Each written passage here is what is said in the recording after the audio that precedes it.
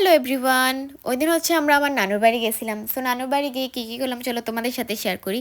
নানুর বাড়ি যাইতে যাইতে হচ্ছে সন্ধ্যা হয়ে গেছিল। তারপর আমার আর কোনো ভিডিওই নেওয়া হয় নাই। আমার মাথা থেকে চলে গেছে ভিডিওর কথা। আমি হচ্ছে আমার কাজিনদের সাথে কথা বলতেছিলাম। দেন আমরা হচ্ছে বাইরে হাঁটতে বার হয়েছি, ভাবলাম যে কিছু ভিডিও নেওয়া উচিত।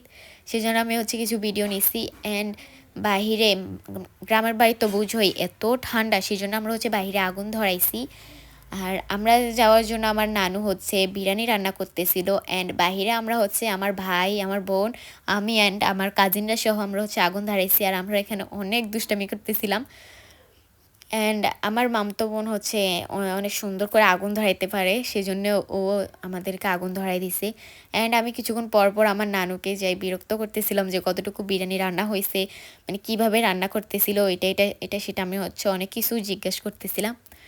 অ্যান্ড তারপর হচ্ছে আমার আর কোনো ভিডিও করা হয় না। আমরা হচ্ছে খাওয়া দাওয়া করে ঘুমাই পড়ছি। পরের দিন সকালে উঠে আমরা হচ্ছে নাস্তা করে সব কাজিনরা হচ্ছে মামা সহ আমরা হচ্ছে পুকুর পাড়ে চলে আসছি। অ্যান্ড পুকুর পাড়ের ভিউটা এত বেশি সুন্দর ছিল, মানে কি বলবো।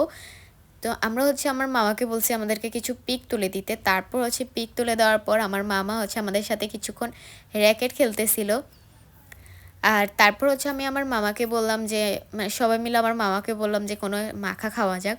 সো আমার মামা বললো যে চালতা মাখা করবে, সেজন্য হামানদিস্তা দেন হচ্ছে হামানদিস্তাটাকে ধুয়ে তারপর হচ্ছে চালতা, কলা, মূলা, টমেটো, দেন হচ্ছে জলপি, তেঁতুল, কাঁচামরিচ, ধনেপাতা, এগুলো সব একসাথে হচ্ছে ছেঁচে তারপর হচ্ছে মাখা করছে। অ্যান্ড আমরা হচ্ছে নানুর বাড়ি গেলে হচ্ছে সব সময় এই মাখাটা খাই, স্পেশালি আমার মামার হাতের। অ্যান্ড তারপর হচ্ছে আমরা এই যে মাখাটা তৈরি হয়ে গেছিলো, আমরা হচ্ছে খাইতেছিলাম। অ্যান্ড আজকের ভিডিওটা এই পর্যন্তই। Thanks for watching. আল্লাহ হাফেজ।